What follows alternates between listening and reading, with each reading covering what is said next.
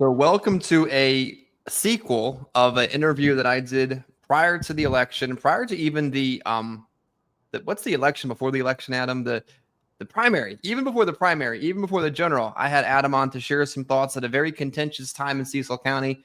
And everything has sort of worked as the voters had wanted. We've worked hard to elect Adam, and now he's decided to come back gratefully and share some thoughts about what it's like to be the county executive now, almost maybe a year since our original interview. So, Adam, I appreciate you taking time out of your day today to share some thoughts with those that watch. Why don't we just start off with something simple? What was it like, that whirlwind from election to confirmation to working over the rapid period once you knew that this was going to be your new position?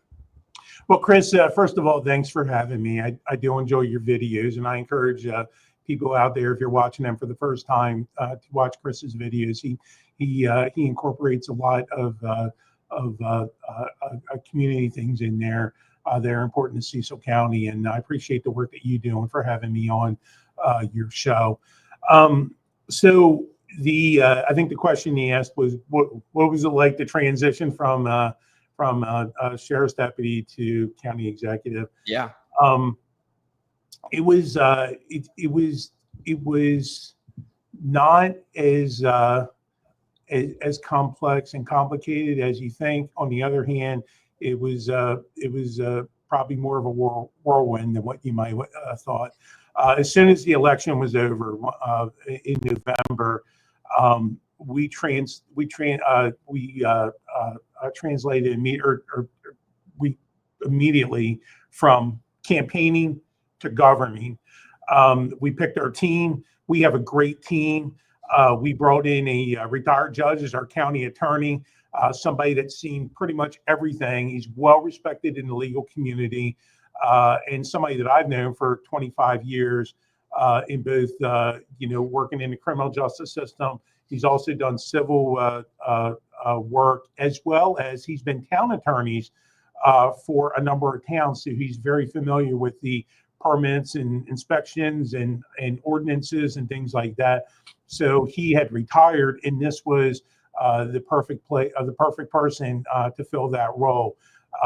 We brought in two rock stars for our finance team: Andrew Ondish, who was actually the budget analyst for county council for the last number of years. So he knew Cecil County's budget process and numbers and how things align. And he wanted to come work for us, and we were happy to have him. He's our deputy finance director. And we've also brought on board Chick Ham, who worked in the banking industry very high up for many years. Chick has sat on a number of boards in the community. This man knows numbers. He knows budgets. He knows Cecil County. He knows the needs of Cecil County. And this was a really rock star team to help me craft my budget. Really, our entire team that we put together, that's why it made it so easy, or easier than you would have thought it would have been, because you always bring people that are more experts than you are. If I knew all this stuff, I wouldn't need them, right? Mm-hmm. So we brought them all in, and they work together great. And their sole focus is what's best for Cecil County. So it made it a lot easier.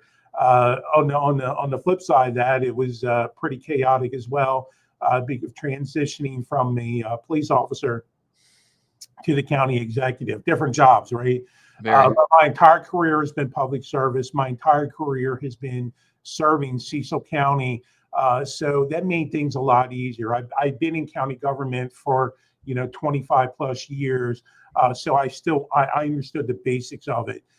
And with the people around me to help me understand the nuances and how things work and how departments work, and how local ordinances marry into state law and federal requirements. It was chaotic, but it was also very calm. If that makes any sense. And I have to tell you, I love this job.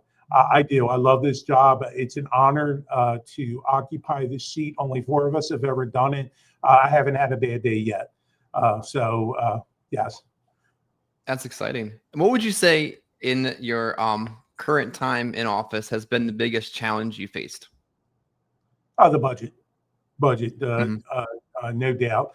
Um, like any new county executive, any new administration, you get sworn in at the beginning of December, and you have to drop a budget to the public and the county council by April 1st, as required by charter. Um, this year was strange, and particularly for a first timer like us, because of the fiscal uncertainty that happened down in Annapolis. And we didn't know which way they were going to go. They had targeted things for elimination. They had shifted unfunded mandates on us, such as teachers' pensions. There was talk about increasing blueprint. There was talking about they're in a $3.3 billion deficit. They inherited a $5 billion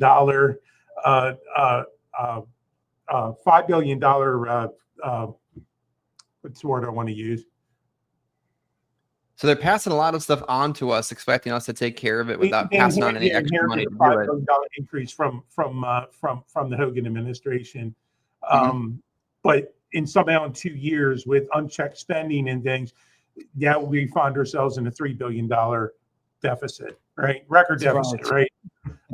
So they felt that, well, you know what, the counties need to share the pain, even counties that have lived within its means and are doing financially well. So we're going to shift some of the structural deficit onto the counties. So we knew we were going to feel pain. We didn't know how much pain, and we did. There was some pain involved in this, but we think we're in good shape right now. We do not have to raise taxes. We weren't going to do it anyway. But every county that came out of this, every county is either holding the line on their tax rates, or they're talking about raising taxes, including some Republican-led counties. There is a Eastern Shore county that if they can't get a waiver on blueprint, they're going to have to raise their property taxes 13 cents. That's huge. And this is a small county. We're not doing that. We're standing pat. We're holding the line on their tax rates. The state of Maryland, now the goodness of their heart, allowed counties to raise their income tax rate from 3.2% to 3.3%. We said thanks, but no thanks. We're standing pat at our low rate of 2.74% for income tax, and we're certainly standing pat at our property tax rate of 98.24 cents per $100 of assessed value. We are sensitive to the fact that assessments have gone up. I'm in the same boat as everyone else. I saw our property assessments for the next 3 years went up 23%, and that's going to hurt. It's important for people to understand that the state does this. The county has no control over this. They do this. In my view, it's almost a sneaky way of the state raising your property taxes without having to take a hard vote, right? But that is the process, and unfortunately, this was a big jump. So we looked at ways to try to mitigate that. With a special session, we've already been warned that a special session is coming up in October. They seem to balance the budget and met the $3.3 billion deficit this year, but there's a projection of an even bigger deficit over the next 2 years. I think the projection was upwards of $6 billion. I don't know how that happens. So we're on notice that a special session in October may have to happen to meet that deficit. And when I hear special session, I hear things like raising taxes and shifting more things on the county. So I get a little nervous. So while we wanted to decrease the property tax rate, we didn't feel that it was fiscally responsible to do so at this time until we knew what was coming down the pike from Annapolis. That's just the long and short of it. We hope hopefully, and if by next year, we'll have a better picture on this, and maybe have folks where common sense will prevail. We're not trying to spend our way out of a deficit, which makes no sense to me. And we'll be in better financial shape state-wise. Then we can talk about lowering the tax rate, which is what I ultimately want to do.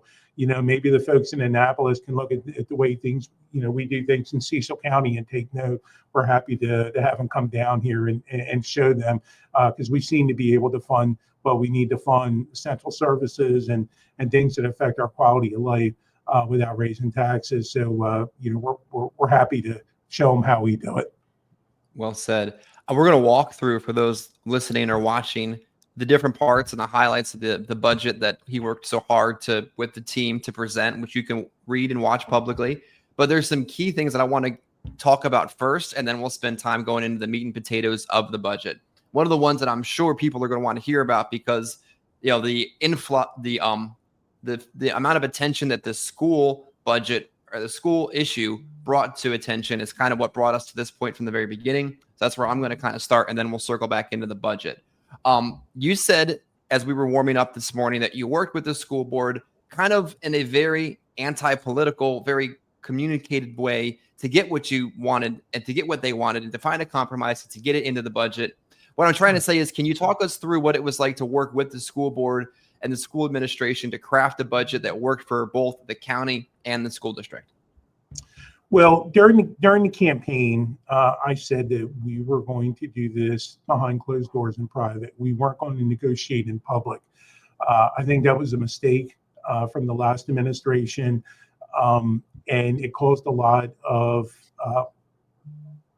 acrimony in the community, and it really didn't need to be that way. So we were committed, myself and Dr. Lawson, the school superintendent, as well as Diana Hawley, the school board president. We were committed to sitting down, looking at the data. Again, we're data-driven decision making, right? And come up with a number that best fits the needs for our students as well as the needs for the taxpayer. And we were able to do that really in a relatively short period of time. They wanted more, and I get that. Cecil County government has a lot to make up for with how the school system was treated, both financially and, quite frankly, the way that they were demonized and vilified in public. Our teachers don't deserve that. So we do have a lot to make up for. On the other side, we still have to live within our means. We only have so many dollars in the bank, and we recognize that under Blueprint and the old maintenance of effort, everything that we give them over what they got last year, we're now committed to really forever. Mm-hmm. That's kind of a decentive to give more when the budget surplus is good. But that's, again, those are the cards that we're dealt with, and those are the cards that we have to play. So between the result of the discussions between my administration and the school board, we were comfortable with $6 million over local share. In addition, we put another $1.3 billion into teachers' pensions, or the portion of the teachers' pension. 50% was shifted from the state to the county. We never had to do that before. There was talk from the state of 100%. Fortunately, cooler heads prevailed, and we're on the hook for 50%, which is still a lot, right? But there was $1.3 million in addition to the $6 million for teachers' pensions, as well as on other unfunded mandates from the state that they pushed down on us. That's kind of in addition to the money. It was over $1 million. I don't have the exact figure that we gave them for small cap that we asked the county council for when I came in for small cap and as a supplemental budget for the last from the last budget that dealt with things like new boiler for the schools, cooler fixing, paving, parking lots. things like that. So we were able actually to do that out of the fund balance, and it made sense, right? Our kids, our students, they need these things. So at the same token, we met with Cecil College, and we were able to come up with more funding for them, more funding for the libraries. It's not a huge amount of funding. We didn't break the bank, but as with everything else we did in this budget, we realized that things needed to get fixed, and so we're committed to chipping away at it. I know with the schools and even with the college and the libraries, these are first important steps that we're using to chip away and to make things better for our students. Because quite frankly, with these businesses coming in, with Bainbridge and other things that have to do with the enterprise zones, which we can talk about later, it's in our best interest to have a educated workforce that is prepared to succeed in a modern economy. We want these companies, these good paying jobs, to hire our people, to hire our citizens, but we have to train them first. And to do that, we need to make sure that our school system has what it needs so our teachers can do their job in helping our students.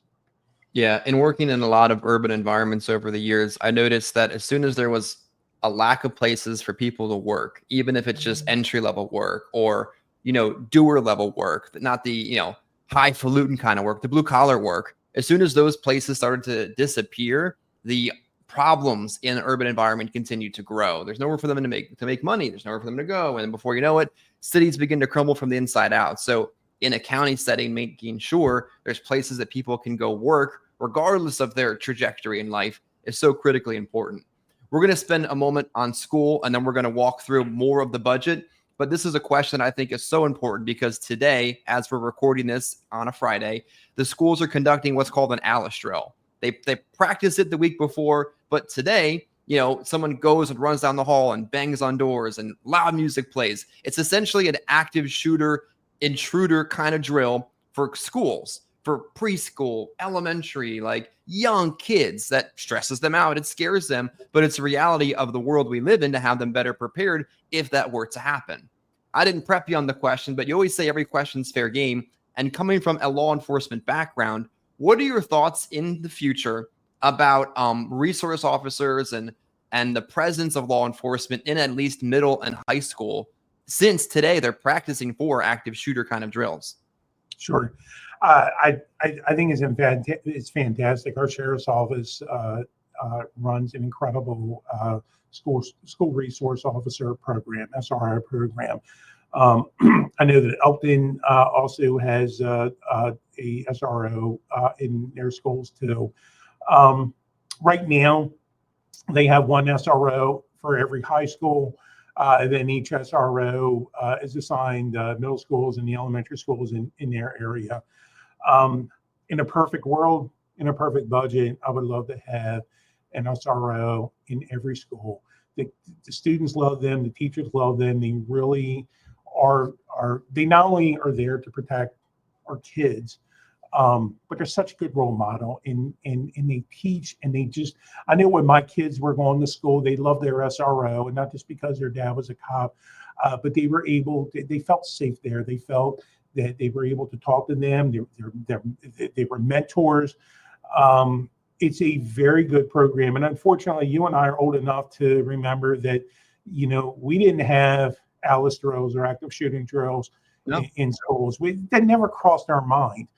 Of course, Columbine changed things, and things just kind of went downhill fast. So ALIS drills in schools, in large businesses, at the county building, we have them here too.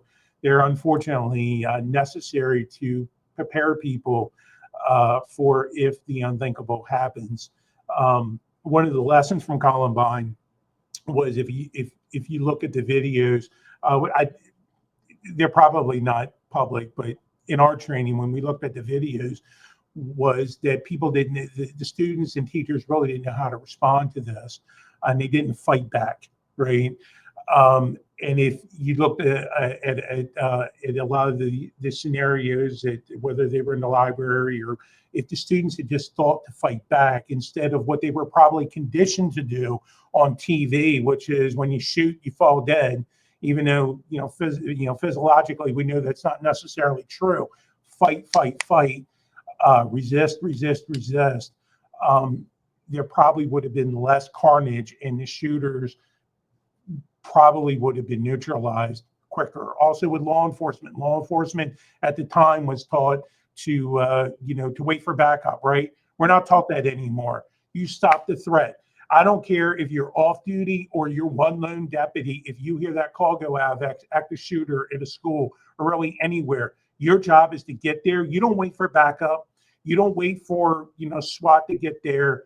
Your job is to get in there and find that threat and neutralize it. That is your job. And that's how we're trained. So we're trained on the one end on active shooter, and then students, teachers, civilians, really, as they participate in this program, are trained on what they can expect from law enforcement and what they can do to not be sitting ducks, what they can do to survive, what they can do to throw, to fight back, to put whatever you got to do to get out of there and get away from the threat and neutralize that threat. That's what you're going to do. So these trainings, like any training, is we hope that such a scenario never ever hits Cecil County, and we work very hard to make sure that it doesn't.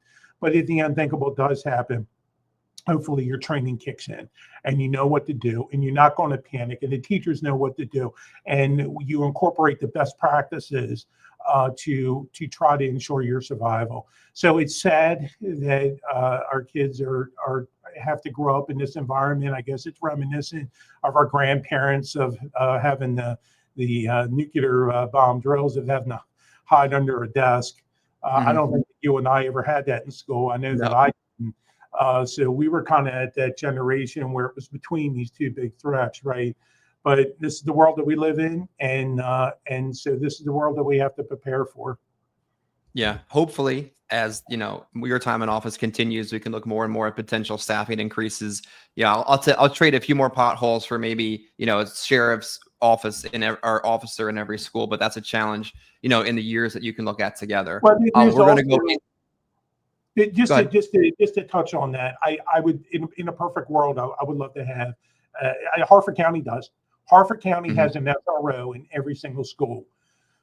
But before we can even think about going there and think about, can we add more deputies to the sheriff's office, we do have to fill the spaces that we have. There was a massive understaffing over the last few years of law enforcement and corrections. And we can go into this another time. If you want me to touch on it now, I can. But we have to, when you're down, 2-3 years ago, the detention center was down 50% of its staff. Imagine how dangerous a job it is to be a correctional officer, and you only got 50% of the people that you're supposed to have. Law enforcement, the sheriff's office had lost over 25% of its deputies. That was unacceptable. So we're doing better now. And with the new labor contract that we signed with the FOP and the correctional union, that massively increases their pay to where it should be. We believe that this is an important recruitment and retention tool to bring in good qualified candidates, and they want to stay here. And to be honest with you, it's already paid off. It's already paid off. When they ratified the contract, we have veteran deputies that were going to leave to the federal government. They were going to leave the state government. They were going to go across the line into Delaware for better pay and more advancement, and they've chosen to stay here. They've chosen to keep their institutional knowledge here at home rather than abroad. So to go back to your original question, that's a long-term goal, but we do have to fill the spots we have first before we can think about is it feasible and financially sustainable to add more law enforcement personnel. No, that's good. I think that's important to understand that if the prison is 50% understaffed, that means the 50% that are still there are working all those hours. Not only are you understaffed, but you also create burnout and safety situations and stress and who's coming home after they've worked 16 hours. It's a snowball effect. So you're on the right track to be able to do what we want to do, but we have to fill the need first. We're going to get into enterprise zones in just a minute. That sounds exciting. That kind of sounds like Star Trek, but it sounds like something that infuses business growth and opportunity to a rural county like ours. One side question before we get to that. My background prior to the insurance industry was a paramedic. I spent 10 years in urban Philadelphia, in the suburban Pennsylvania area, worked in places where every hospital was right around the corner. I worked places where a hospital was an hour away, like both sides of the spectrum. So I have a limited understanding of Cecil County, and I'll put that out there, but I have a generally strong understanding of the EMS world. What are your hopes? Because I know that in the budget, there's expansion for stations. I'm imagining that's expansion for staffing. What does it look like from your building out of the budget for our EMS resources? So we have money in the budget to build we have two new paramedic stations going up, and this was done with COVID money. So this wasn't even so much county money. This was COVID money that was finally allocated during the waning days of the last administration because of there was a deadline for the federal government that you have to commit this by this certain date, and we have to approve it. So that was finally done. So there are two new paramedic stations going up, one on Appleton Road by the School of Tech, and one in Charlestown Crossing. This will serve a broader area of citizens, so the wait time for medical services will go down. If you have a serious medical condition, you get to hospital, we want to be there sooner rather than later. So that's what this is designed to do. It's good projects. The same when Charlestown Crossing, we're with the same funds from the federal government. We are going to be building the Cecil County Sheriff's Office Public Safety Training Center, which will allow our public safety officers to train in firearms more times than they're able to now. It's not a gun range in the way that you would think, like a public gun range. Number one, COVID's not going to cover that. The COVID money, I'm sorry, it's not going to cover that. Federal government made it very, very clear that's a no-no. It needs to. They're only going to cover what they originally said, which was this is a training facility for law enforcement. And so it's not a gun range in the sense that when you go to the gun range and you have dividers and things like that are now required. It's an actually open range that law enforcement can do to train for real world scenarios. So we're excited about that.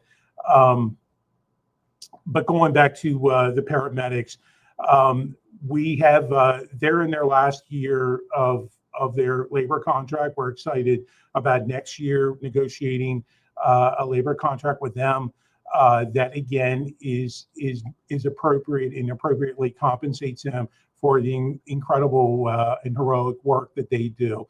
Fortunately, with them, they are not understaffed. They're pretty much close to standing pat, but we want to keep them. We don't want them going away. They do a really, really good job. And I got to tell you, our Department of Emergency Services, our new director, Pat Campbell, has just done a phenomenal job with him and his team, turning that department around with morale and professionalism, and just listening to the people, the boots on the ground that actually know what needs to be done. And he's just done a phenomenal job. I'm so glad that he came aboard.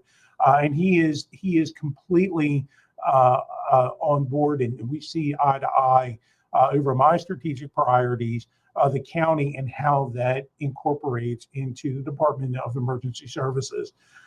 So, again, I think they're probably in a better place personnel-wise than the Sheriff's Office and the Correctional or the Detention Center. But we want to keep them there, and we want to recruit some really, really good people and have them stay here and make Cecil County our home. And again, we want that institutional knowledge to stay here at home rather than abroad. Yeah, I think obviously it sounds silly to say it, but pay is so important because what maybe people don't realize in the background of how like the paramedic world works especially where I worked, the pay wasn't the best. And that meant that there were still bills that had to be paid. And in Pennsylvania, you'd have paramedics work a 12-hour shift in this town and then leave and work a 12-hour shift in that town, and then leave and work a 12-hour shift in this town, and essentially be working 36 hours straight to be able to pull together enough money to make it from week to week. Now, that's a different state and a different setup, and a setup that's actually starting to come in on itself because of budgetary issues. But the better you pay them, the better quality of service they receive, and the better lifestyle they live, and the more rested they are. It's all kind of the same thing that we see in other aspects of the downstream. That translates to better service. Exactly. Yeah. I'd also like to point out real quick that in my budget, we're maintaining the fire and EMS apparatus replacement fund. We're keeping it there, and we are exploring in the future ways to actually increase that. We understand it needs to be increased. We weren't able to do it this year. We're looking at it again next year, but we're maintaining that funding is at its current levels, and it includes $400,000 for the county's portion of 2 new ambulances, one for Singerly Firehouse and one for Cecilton. So that is also in the budget. That's good. That's good. So we're going to go into a topic that sounds exciting, and it actually is just as exciting as it sounds, and it's enterprise zones, because this county has a Route 40 that runs right through it, Route 95 that goes right this way. But if no businesses are built, no businesses stay, businesses move, there's nowhere for people to go to work, and everything starts to, again, cave in on itself. So Adam, could you explain what an enterprise zone is for someone that may not know what it is? Sure.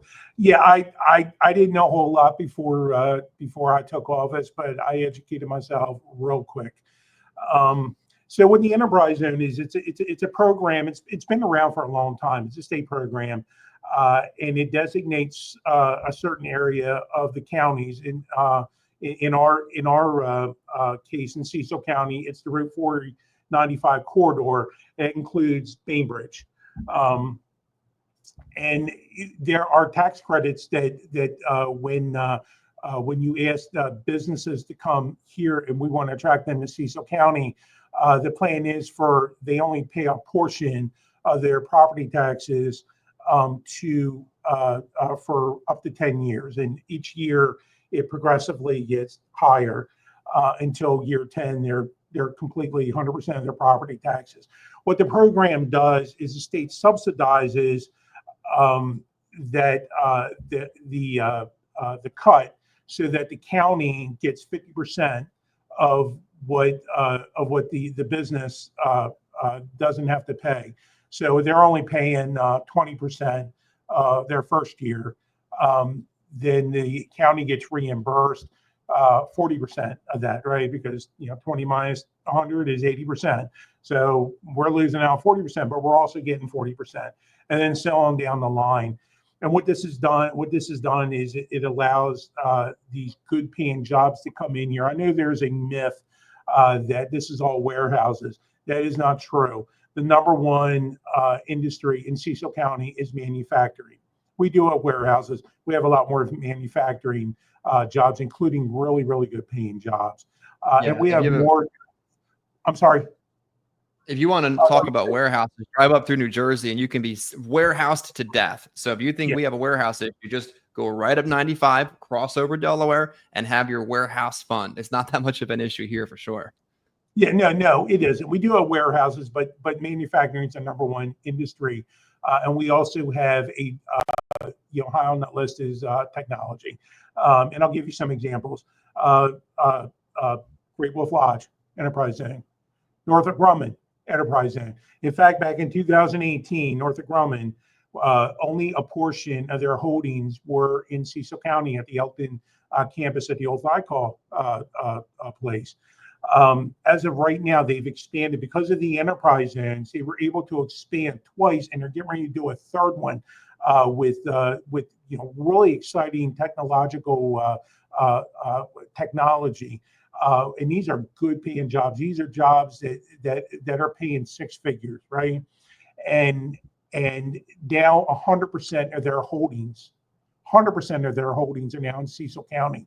With the enterprise zones of the last 7 years, we have added 5,000 jobs, over 5,000 jobs to Cecil County.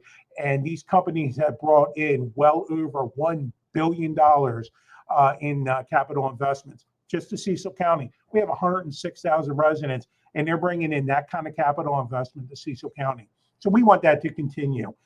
The enterprise zone was targeted for elimination by the state in trying to balance the budget. Remember, we talked about they inherited a $5 billion surplus. That was the word I was looking for.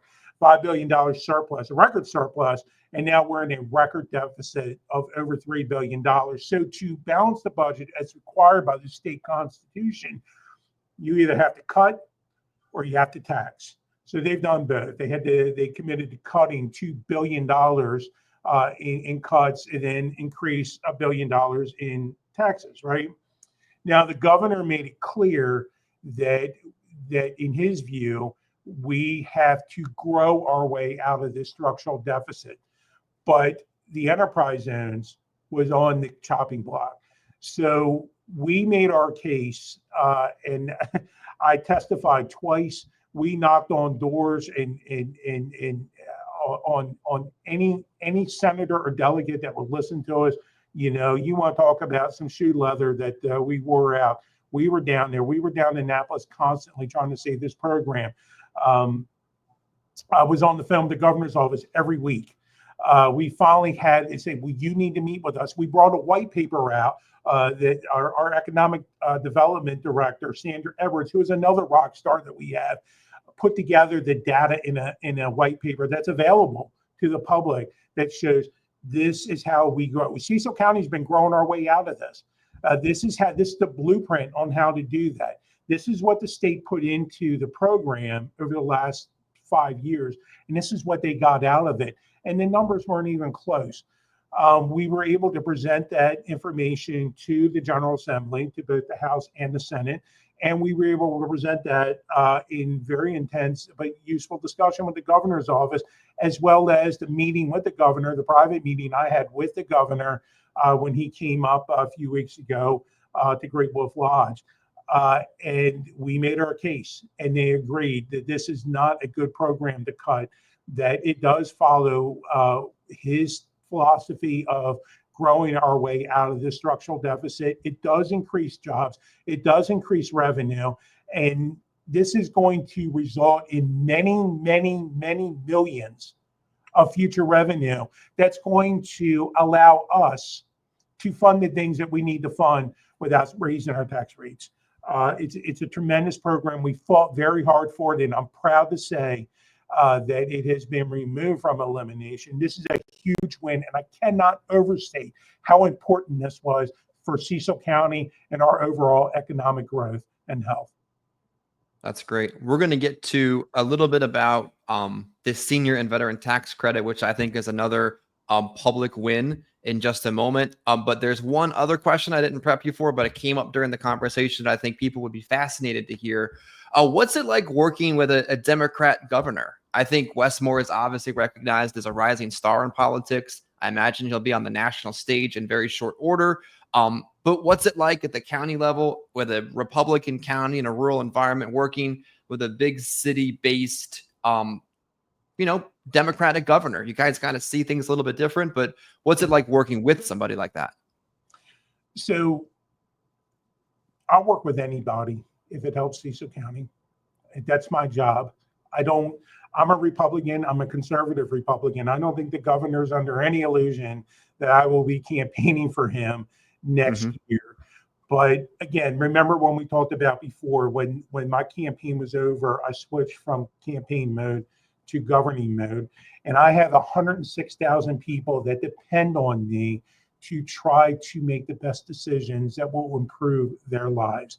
And that means working with the people that hold the purse strings and not being not dealing with acrimony and things like that. And I'll give you an example. The governor takes shot at President Trump, right, wrong, or indifferent. He does. It just seems like every time the governor does, the president comes back and says, well, guess what Maryland's not getting?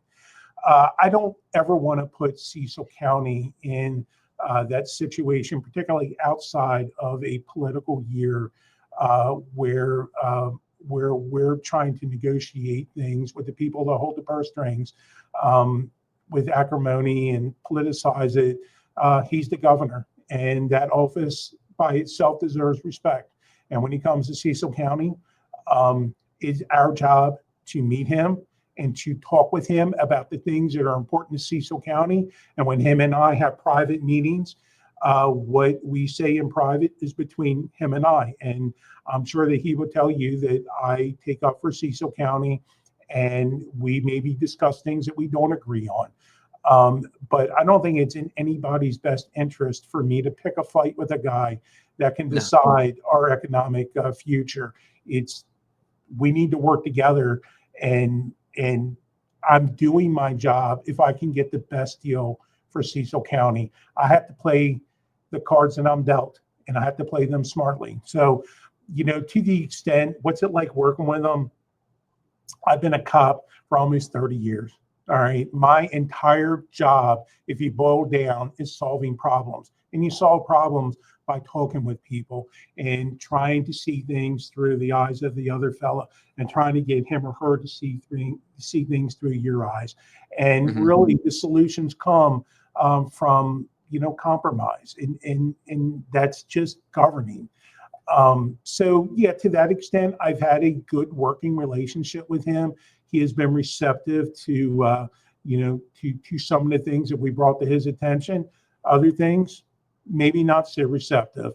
But we were able to survive this budget session because we were determined that we were going to put the interest of Cecil County residents before politics. Politics can wait till 2026.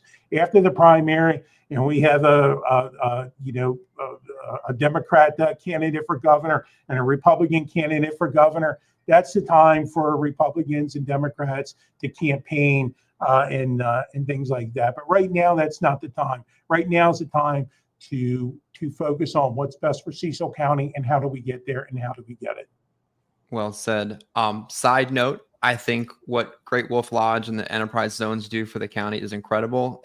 I know that some people are kind of stubborn at heart and think growth is bad. New houses being put up, awful. This thing's horrible. But I think when you go into restaurants and you go into the places that make this county great and unique, and you see wolf ears on kids, what does that tell you? That means tourists from all over the East Coast and all over everywhere are coming to this area and spending their money in our county. So that's an amazing thing that I think we should. Can I just make a real quick comment on that about the growth?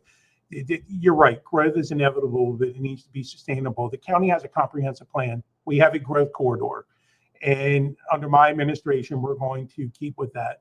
So I don't think anybody wants to see big housing developments in our farming and rural communities.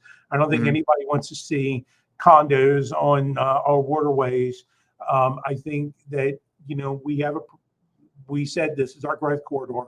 Let's stick to it. Let's stick to the plan. I don't want to hog tie future generations to look at the resources that we've left them and hamstring them on making decisions that are best for Cecil County at that time. So, growth is not a bad thing. We just have to do it smartly and sustainably. And again, we have a plan for that. So we're sticking to it. A balanced growth is very important. Let's wrap up in our final few minutes here talking about another, I think, huge win in real life for people, because a lot of politics is talk, but you've taken action, and it's the senior and veteran tax program, kind of a tax break to my understanding, a key part of the budget. Explain what that is to folks and how it might help seniors or veterans. Sure. So this is a program that has existed probably for about 10 years, I think, not under my predecessor, but under her predecessor. And what it did was it took seniors, anybody 65 or older. And if you had so much total household income, and your home assessment value was under a certain amount, and you lived in your house for 20 years, then you were eligible for a 20% tax credit off the county portion of your property tax bill. For the veterans, it was the same thing. except that there was no limit. There was no time limit for living in your house. That's the only difference. So it allowed more seniors to qualify if they were veterans without having to live in your house for 20 years. What we did was, when we crafted this budget, I realized, again, we talked about this before, we're all in the same boat. These rising property assessments are causing some pain. So during my budget hearing I had a few months ago, where the public was able to come in and tell me their thoughts, we had one of our seniors come in, and she said, "I realize that you said during the campaign that you were not going to do the rebates, but," she said, "seniors need help. We're on fixed pensions with fixed incomes. What can you do to help us?" And that resonated with me, and that was always in the back of my head. So one of the things I did, I went with my Wiz campaign, or my Wiz finance team, right? And said, what can we do to help them? So they brought out this program, and I wasn't aware of this program. Obviously, I never tried to use it because I'm not a senior. So we looked at this program and said, this is a good program, but it needs enhanced. It had not been enhanced for well over 10 years since its inception. So what we did was we took the total household income between you and your spouse, and we increased it from $92,000 to $150,000. And we took the your current home assessment value from $375,000 to $400,000. But we took a step further and said you would still qualify if your house is appraised at $500,000 or less, and you would get the property tax credit for the assessment of the for the 400,000 and below. We did that because we didn't want somebody's house, assessed at $410,000 or $420,000 and they miss out on that. So that's why we did that. The property tax credit is still at the 400,000 or less level. But if your house is at least 500,000 or maximum 500,000, you still qualify. And we also lowered the time in your residence from 20 years to 10 years. We wanted to do more, but a lot of this is tied to state law. So with only 4 months in, we wanted to do something. We certainly want to take a look at this and reevaluate this next year, but we wanted to do something. And the intent was, very few seniors were either qualifying for this, or vets for that matter, or they didn't know about it. This is and I have the number I'm writing down right now, or I have right now. This is a $785 maximum credit. If you meet all the qualifications, and you meet all the qualifications, and if your home is $400,000 or more, maximum credit was $785.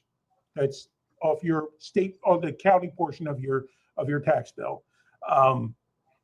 Obviously, if it's below, it gets prorated below, it's 20%. But 20% from $400,000 is $785 for the county portion. Again, with the military, we wanted to lower the age for the military from 65 to 50.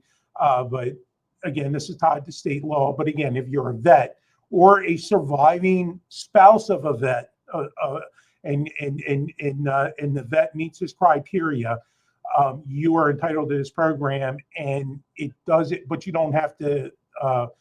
The years in your home aren't required. So that's why it seems like, well, if you're a senior or vet, you're getting the same thing.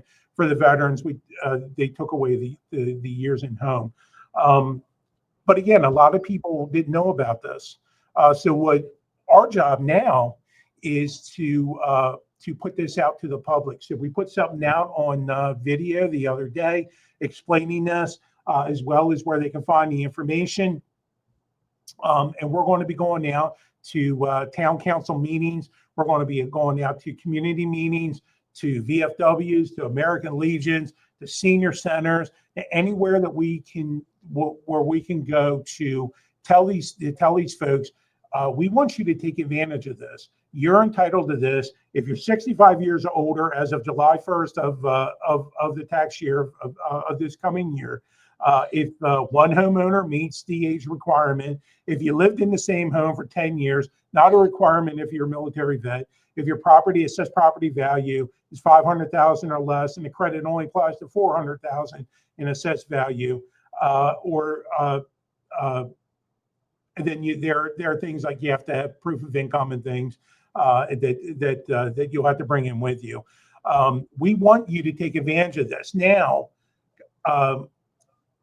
you're not able to fill this out online. The form is online. It's actually on the home page, but you have to print it out, fill it out, and then you can either mail it in to the county building, to the finance office, or bring it in person. Once our new website goes live in later this year, you will be able to fill this form out online and send it in online. Right now, our website's so outdated, it can't handle that. So once we go live with the new, they will be able to. So we'll make it easier. But yeah, it's very, very exciting, and we want people to use this program. One of the reasons that we did the 500,000 so people didn't miss out with the rising assessment values of the state. Again, we don't have control over that. We didn't want somebody to miss out, and this is the way to protect. Now, next year, if this program is successful, and I've already gotten emails from people said, our home, we have very low income, but we lived here for decades and decades, and our home values have been assessed at over the 500,000. I've heard you, and we're going to reevaluate this for next year, and if there's a way to, and I think there probably is, to increase that so you don't miss out, we probably will. Or just take the top assessment out altogether. I don't think there are very many people who have a combined household income of $150,000 that are living in $2 million mansions. There's probably not very many people. So we're going to relook at that. We just want to get the most of our vulnerable population who to qualify for this, so we can take care of the folks who have given so much to Cecil County and our country. Well said. I appreciate you taking the time with me today. If you took anything away from this, make sure you comment, like, and subscribe to the video so we can continue to show it to those out there. Share it out in the Cecil County community. I'm going to post it in the places that people watch that I know of, but share it out with folks so they can learn what's going on, learn how it affects them, learn how it benefits them, and be actively involved in the process of where you live. I think that's a key part of what America is. So share this out with folks that would benefit from learning this information. Adam, thank you for taking the time. I hope in the coming months and days ahead, we get a chance to follow up and see where things are going as you continue to work hard for the folks here in Cecil County. And anytime, Chris, I love our conversations, and certainly I'm looking forward to many more. All righty. Thank you.